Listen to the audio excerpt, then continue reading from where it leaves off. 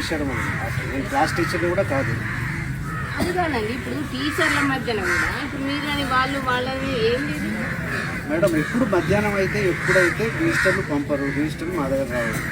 కాబట్టి మేమేం పాఠాలు చెప్పుకుంటూ రాయరు. రాయాలి కదా, రాయాలా, అడ్మినిస్ట్రేషన్కి వెళ్ళాలి, అడ్మినిస్ట్రేషన్ రిజిస్టర్కి వెళ్ళాలి, అక్కడ వాళ్ళు పెట్టాలా, అడ్మినిస్ట్రేషన్ నెంబర్ లేవు, అసలు ఫుల్ ఫిల్అప్ లేవు. మరి ఏం బాధ్యత ఉంటుంది మేడం? ఇది అని ఏమేమి ఎప్పుడైతే మేడం ఎప్పుడు తీసారు చెప్పండి. ఇప్పుడు ఎప్పుడు తీసారు? ఓకే ఓకే, అది ఎత్తియండి. ఎప్పుడు తీసారమ్మా చెప్పండి, ఎప్పుడు తీసారు చెప్పండి. ఎప్పుడు ఏది రైట్ ఇక్కడ తీసారు కదా, సీరియల్ నెంబర్ ఎంత?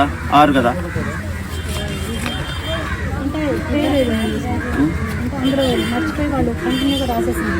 కరెక్టే కానీ ఇందులో last month madam, last month తీశారు. ఇక్కడ ఆల్రెడీ ఆధారేశారు, ఇక ఆధారేశారు. చూడండి ఇది ఎంత గ్యాంబ్లింగ్ అంటే, లాస్ట్ మంత్లో టీసీ ఇచ్చినప్పుడు ఇక్కడ పేరు రాకూడదు కదా, మరి ఇక్కడ సరే పేరు రాశారు, ఇక్కడ నుండి టిక్ కొట్టాలి కదా. 2 రోజులు మాత్రం అసలు ఆబ్సెంట్ హాజరైనా వాడు ఉన్నట్టు లెక్క, రికార్డు ఉన్నట్టు లెక్క. మొదటి రోజు మాత్రం ప్రజెంట్ చేశారు. మళ్ళీ వాళ్ళు ఏదైనట్టు మొత్తం ఇప్పుడే కొట్టుంటారు, నాకు తెలిసి ఇప్పుడే కొట్టుంటారు. ఎంత టీసీ ప్రజెంట్ కూడా వేశారు ఇక్కడ మేడం.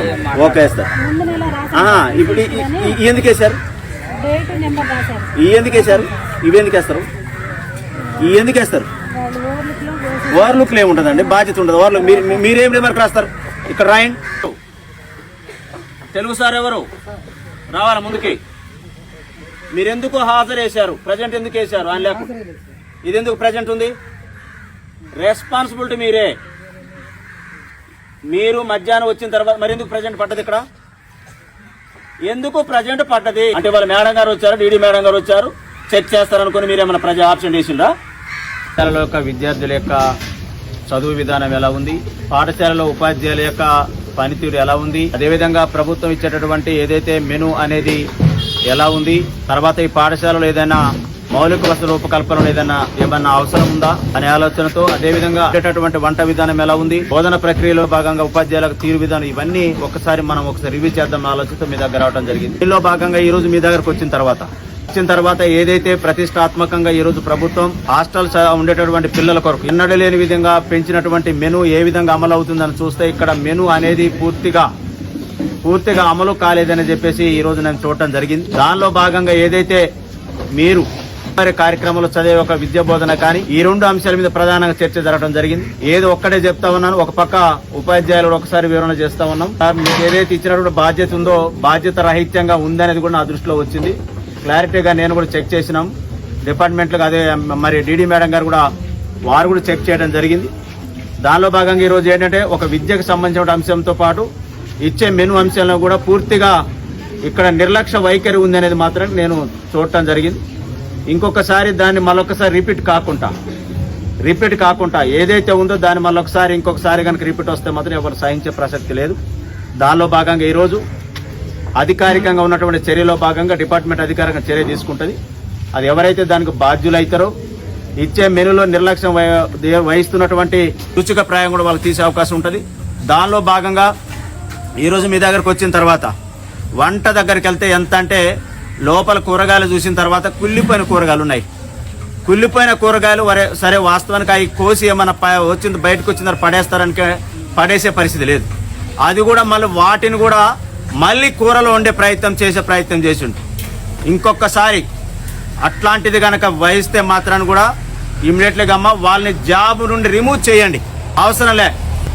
ఎందుకనంటే నిర్లక్ష్యంగా కనుక ఎవరైతే ఆదివాసీ గిరిజన విద్యార్థులు చదువుతున్న ఆశ్రమ పాఠశాలలలో ఇలాంటిది కనుక ఇంకొకసారి కనిపిస్తే మాత్రానికి సహించేది లేదు. ముందే చెప్తా ఉన్నాం, ఎక్కడ కూడా ఎవరిని కూడా నిర్లక్ష్యంగా వహించిన వాళ్ళు మాత్రం మన ఎట్టి పరిస్థితుల్లో వాళ్ళని ధరించాలని వద్దని తెలియజేస్తా ఉన్నాను. ఎందుకంటే ఆశ్రమ పాఠశాలల మీద ఈరోజు మరి పూర్తి స్థాయిలో ఐటీడీ సెక్టర్లో ఒక పక్క ప్రాజెక్ట్ ఆఫీసర్ గారు, అదేవిధంగా ఇంకొక పక్క డిప్యూటీ డైరెక్టర్ గారు ఈరోజు చాలా క్షుణ్ణంగా ఈరోజు రాష్ట్ర స్థాయిలో విద్యా విధానంలో బాగుండాలని ఆలోచిత రాష్ట్రంలో మొట్టమొదటి ఆశ్రమ స్కూల్లో మొదటి స్థానంలో మనమే ఉన్నాం. మన జిల్లానే ఉంది. ఆ జిల్లాలో మన నియోజకవర్గంలో మొదటి స్థానంలో ఉంది విద్యా విధానం.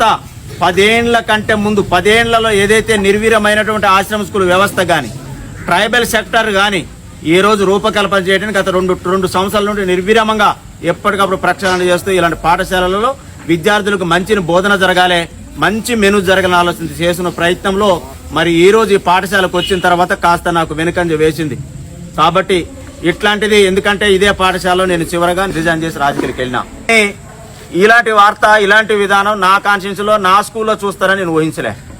చాలా బాధ అనిపించింది. నేను చాలా కార్యక్రమాలు తిరుగుతుంటే డైరెక్ట్ వదిలేసి అక్కడ నుండి ఇక్కడికి వచ్చేసిన.